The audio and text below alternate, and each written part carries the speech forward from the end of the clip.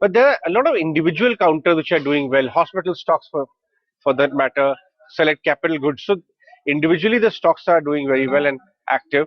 Naveen Kulkarni is here to talk more about stocks. Naveen, two-wheeler stocks have started moving up. What are your thoughts at Axis as far as the two-wheeler pack is concerned, starting with Hero? Because the mid-tier, the small ticket two-wheelers volume got impacted because rural India was not doing very well. Is that reversing now?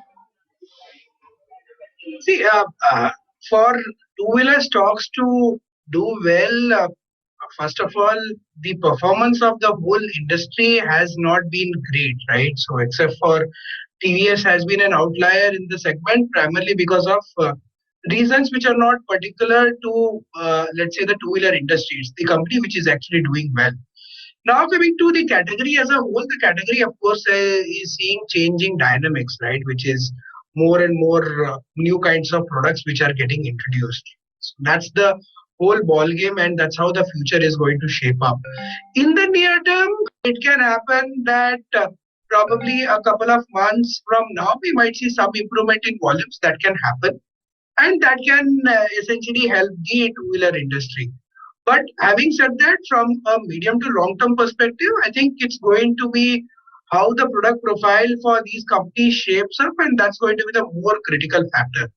As of now, as far as Hero Motors is concerned, there is value there, but I think some bit of improvement in performance and number uptick is needed for that value to be realized. Hmm. What about CV ancillary? Today, if we look at the Ashok Leyland commentary on market share gains and volumes coming back, even saying that next year they would cross their previous peak in volume terms. What are your thoughts on the CV space purely on the auto ancillary side of the story? Which ones come on your mind? See, from a CV auto ancillary space perspective, it's a tricky zone actually, right? So if we look at, let's say, PV ancillary space, or let's say even a two-wheeler ancillary space, there are certain, I would say, that straightforward names that one can think of which have fairly large scale and size, right? So that's the advantage that they have. Whereas when we look at CV ancillary space, the challenge with the CV ancillary space is primarily with regards to the kind of margins that we tend to see. Of course, then there we can always look at forging companies which can benefit, but overall, I would say that it's the margin profile which is a challenge.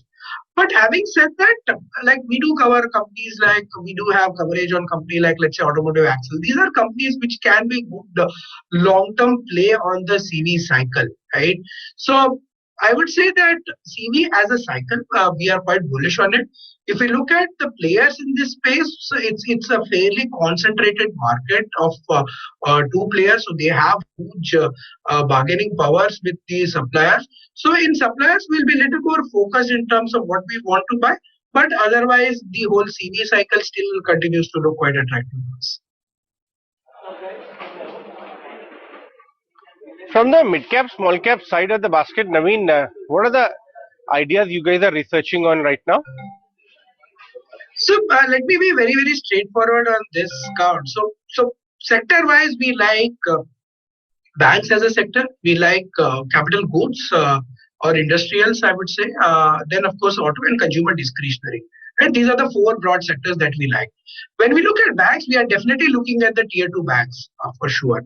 Whether it is the likes of, let's say, Federal, DCB, these are banks which make an interesting case. Even a bank like, let's say, Ratnagar Bank Limited, these are all interesting banks which we are very, very keenly focused on and looking very, very closely, right? So these are very, very interesting names. And I think there is a case that these companies can deliver good long-term returns from the current levels. If you look at last quarter numbers, even smaller banks like Karnataka Bank delivered very, very strong set of numbers. So definitely there is a case to look at these banks at this juncture.